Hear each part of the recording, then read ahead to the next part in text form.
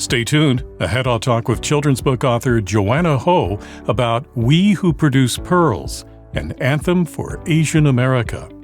Hi, I'm Dan Skinner, and welcome to the Kids Bookshelf. Ahead, we'll explore the book and talk about the inspiration behind it. Joanna Ho is the award-winning and New York Times best-selling author of many children's books, including Eyes That Kiss in the Corners, Eyes That Speak to the Stars, Eyes That Weave the World's Wonders, and Say My Name.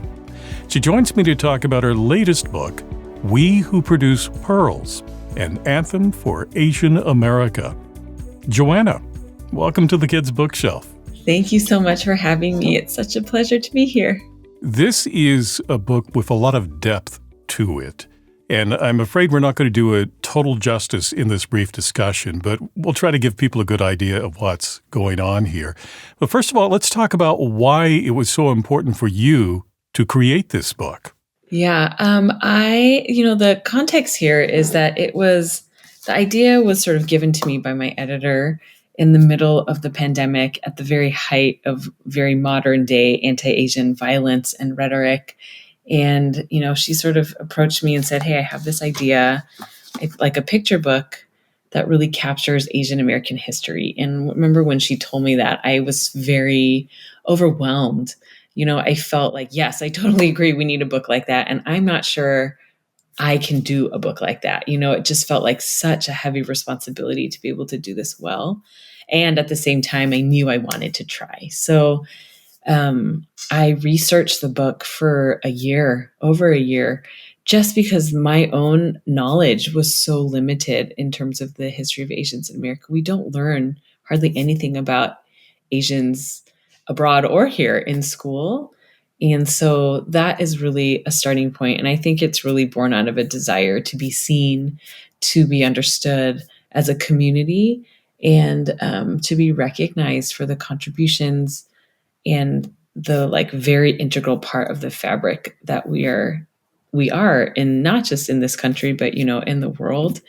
And I think, given the context of where the idea was born, I think the hope is that a book like this can start to challenge some of those dominant narratives and stereotypes and help us to better understand who we all are and who we all can be. The title of the book, We Who Produce Pearls, has a sort of a metaphorical meaning and about the struggles and the injustices that, as you say in the book, you hold in your mouth, and ultimately you produce pearls. So tell us more about the significance of that title. Yeah, I think you captured it so beautifully in your explanation. There is one part of, a large part actually of the history of Asians in America is just a lot of injustice, a lot of oppressive policies and practices and beliefs. And while at the same time wanting Asians here for labor, for all these other things, and for our goods and our products. And as I was researching, I feel like that part of the history sat so heavily on me. And at the same time, something that really stood out to me was that Asians have always stood up and fought back and resisted and fought for our own rights. And that's not a narrative that I've ever learned. It's not a dominant narrative. Typically people talk about Asians like we're very quiet or we're submissive. They're surprised that we speak out at all.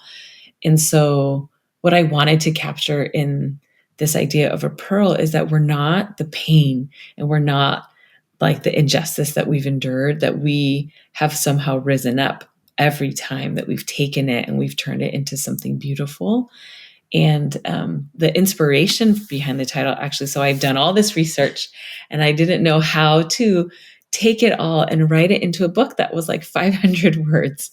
And I went back and I looked at the poetry of Angel Island. And so for folks who are not familiar with that history, it is an island in the San Francisco Bay Area, much like Ellis Island, where many immigrants pass through, but unlike Ellis Island, was very unwelcoming. So particularly for the Asian people who came through, Chinese people particularly were interrogated, held there often for years, and before being sent back in many cases.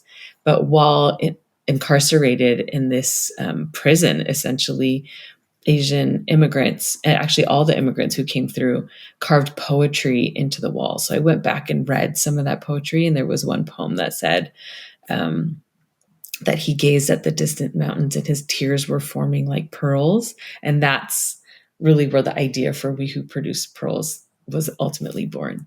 As you mentioned, you had this challenge of 500 words in picture book form to look at history, to look at culture, to look ahead, and recognize important people in the American Asian community.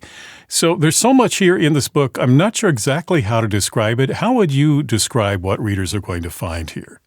Yeah, I think that the Anthem for Asian America really is my best effort at it. The book itself is very lyrically written. The text is really sparse. That's very intentional, and that my hope is that each page, at the end, there's this very intensive back matter, an invitation for readers to continue learning. And so that sort of captures the layers of history that is embedded or inspired, that inspired the text of the book. The text itself is very sparse, and the illustrations by Amanda Pongbodopakia are just stunning and breathtaking and unreal. So I feel like together on the page, this like poem that is really like a call to action, a call to connection and solidarity and recognition of our history is really works beautifully with the art that Amanda's created. And then at the very end of the book, the extensive back matter, it just provides a further invitation for people to learn exactly what is contained in those very lyrical, poetic words. Joanna, could you read a small portion of the book to give us a sample of what readers will find here? Sure, I will read. So here on this page, it says, we who stand in solidarity understand the vines of freedom must climb arbors of cooperation to bear fruits of liberation. We work together on the line, shielding each other with our fists and our fury, claiming space for our stories and dreams. So, Joanna, I want to come back to something you said before, and this is something you talk about in your author's note, that this was an emotional experience for you. You experienced a lot of different emotions as you were putting this together. Tell us a bit more about that. Yeah, I mean, as I mentioned before, I didn't learn anything. I think most of us didn't learn anything. And so it was really like a very painful and also empowering experience for me to research and to learn this history. So I went through very distinct stages. One stage was one of just deep anger at how much of our history has been erased, how much is unknown, how much injustice we faced. And then there was grief. I really wondered if this is something that was part of our collective knowledge.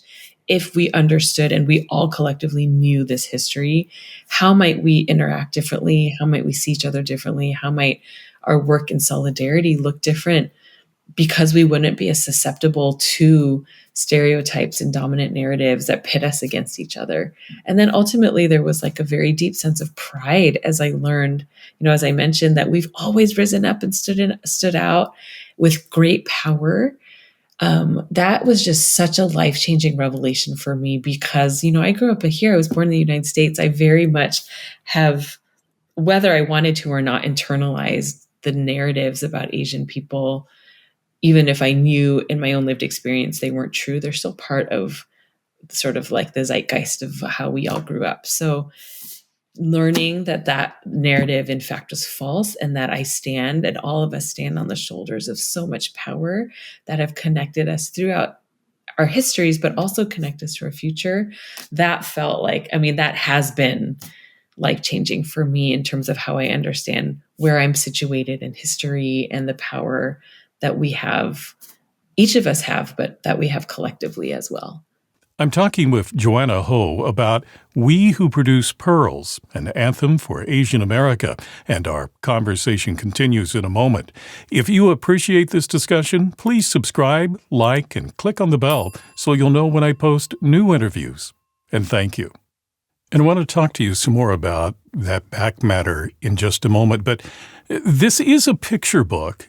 And one would think that this is for children, but as I look at it, it seems like a picture book for all ages. So how do you imagine the audience for this book? I think it's exactly what you said. Like, it is intended to be read as a picture book. And it is, picture books typically are for young people, but I think what came out of this process is a book that I really feel like can be used in an elementary school classroom the same way it could be used in a high school classroom, where it could be used in a college classroom, and it could just be read by adults, whether you're in a classroom or not, because I think that for all of us, it's an invitation, and hopefully an accessible one, to keep learning about who we all have been and who we all can be. It's a powerful combination of your words and the illustrator's pictures, because you would make a reference in a sort of a poetic way, and then the picture also, I'm speaking specifically about World War II and Nagasaki and Hiroshima, and there's a photo there, and it talks about a flower blooming and that sort of thing, and then I realized, no, wait, that's a nuclear explosion, a mushroom. And then I look closer, okay, there's a bomb. And so there's so much depth really to this, which then you get into in the back matter. That's where I thought there's so much to absorb here that, yes, on one level, children can enjoy the book, but as they get older with this book, then they can see the significance of what's being portrayed and what you're writing about. Yeah, thank you so much. I mean, that's such a careful look at the illustrations. Amanda, I just have to shout her out. Amanda Pongbodapakia, she's a Thai Indonesian American multidisciplinary artist. This is her first picture book. And I just feel so grateful that I was able to work with her, because her art really, as you said, is not only visually breathtaking, it is deeply symbolic and significant and intentional on every page. And so I agree, the art with the text together, I think adds so many layers. Like you mentioned, the page with the toxic flowers blooming in midair and the references to bombs. But there's also a page here I'll show you this is just one other example of so many, but the poetry about We Who Produce Pearls, and that line of poetry from Angel Island that I referenced is actually written here on this page, the one that talks about we who resist turn the wooden walls of our confinement into a canvas of characters. Amanda's captured that line of the poem in the pages of the book as well, to sort of, to your point, give so many layers that readers of all ages can really dive into and analyze. If you would, share some of the important figures, important people that you talk about in the back matter that maybe you weren't aware of, or you want to make sure that other people are aware of going forward. I think that even more than individual people, though there are individuals mentioned here, it's more about communities and movements that really stood out to me. So this idea, for example, I did not know that Asian people were brought over here as enslaved people. I didn't know that the forced indentured servitude of so many was really perpetuated because of colonization and imperialism abroad. I didn't know that so many people mutinied on ships when they realized what happened. Just this idea of mutiny itself as this act of reclaiming power. I think I remember I read about this. It's called the Robert Brown Ship Mutiny. And people found out that they were being brought to the guano fields instead of to San Francisco, which is what they had been told. And they rose up. And, it was violent, but they fought back against people who were using them as human, labor. And so that was one huge point for me. I mean, there's just so many things, ideas, I didn't know about interracial communities that have been created across the United States. So one particular one in St. Malo, Louisiana, Filipino sailors, some of whom were brought over as unwilling laborers, escaped and then made their way to Louisiana, where they then intermingled and created communities with very diverse communities that were mixed interracially with other Black Americans, and they are thriving communities even today. So I think that just things like that, beautiful community building works of solidarity that I just never knew happened. One of the people that you do spotlight in there, I happen to have known his story before, but I was glad to see it was in there. And what impressed me about him is that not only did he stand up for his own rights, but he solidified a right for all Americans. And this was about natural-born citizenship. And he was naturally born. He was a citizen, but that was being questioned when he left the country and was going to come back. And he says, well, let's take this to court. And he codified that yes, this does apply to everyone, regardless of your race. I love that. I mean, there's so many. There's like Bhagat Singh Thind, who's actually, his name is on my shirt.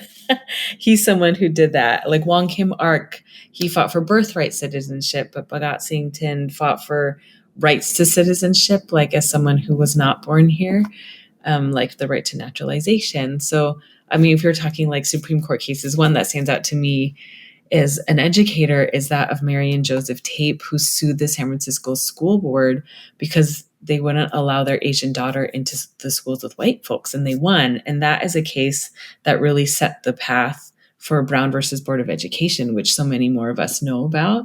But we don't know about the Tapes, who were one of the first to sort of sue for integration of schools in the United States. So there's so much more in this book that we won't have a chance to talk about. There's so many layers to it and all that back matter which you could explore and learn more. What do you hope that, and it's kind of a two-part question, but what do you hope that Asian Americans will take from this book? Oh gosh, so many things. I think one is just, I hope that that all of us come away from a book like this and just understand that although we are an incredibly diverse and complex community, that we ultimately have so many more shared stories and parallels that really should bring us together, and that together we are so much more powerful in terms of fighting for our collective rights. So that's one part of it.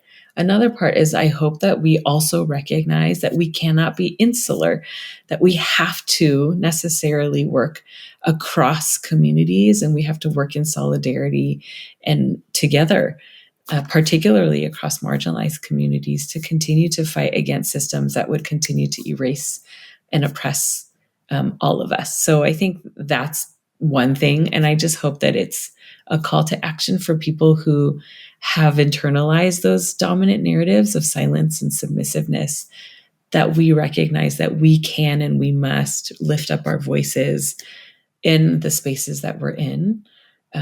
So I think that that's for the Asian community specifically. Those are things that I hope. My hope is that this book is something that is being read to children, and that there will be a generation of people who grow up never even knowing the narratives that I grew up with. And the second part of this question is for people who are not Asian Americans. What do you hope they will take from the book? So I think some of my hopes are actually really similar.